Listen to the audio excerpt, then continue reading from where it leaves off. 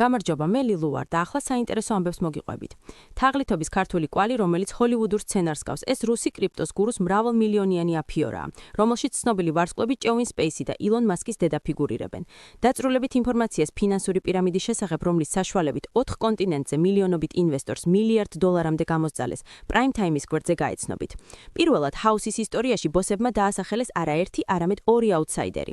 ამ კვირაში პროექტში დარჩენისთვის გიორგი პარისი, ლორენცო და ბონდო იბრძოლებენ. UFC-ის დაუმარცხებელი ჩემპიონი ილია თოფურია რთულ პერიოდს გადის. მას პირად ცხოვრებაში კრიზისი აქვს. პარალელურად ქართველმა ჩემპიონმა 2026 წლის პირველ კვარტალში ჩხუბზე უარი განაცხადა. შვილს საჯარო კომენტარით გამოეხმაურა ინგა თოფურია. ილია ყველაზე ჰუმანური ადამიანია, ვისაც კი ვიცნობ, დაწერა სოციალურ ქსელში ჩემპიონის დედამ. ცნობისთვის თოფურიას მეუღლე განხორციელებასა და ჩემპიონის ქონების ნახევარს ითხოვს.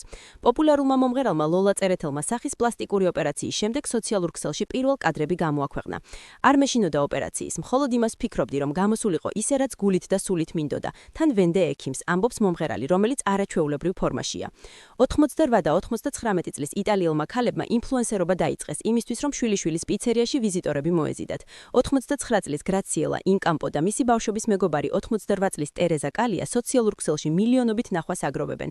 ვიდეოები იმდენად პოპულარული გახდა, ვიზიტორები მთელი მსოფლიოდან სტუმრობენ. პამელა ანდერსონმა დაადასტურა, რომ ოსკაროს მსახიობს ლიამ ნისონს ხვდებოდა. მისივე თქმით, რომანტიკული ურთიერთობა მასსა და 79 წლის ნისონს შორის ფილმის შიშველი პისტოლეტის გადაღებების შემდეგ დაიწყო.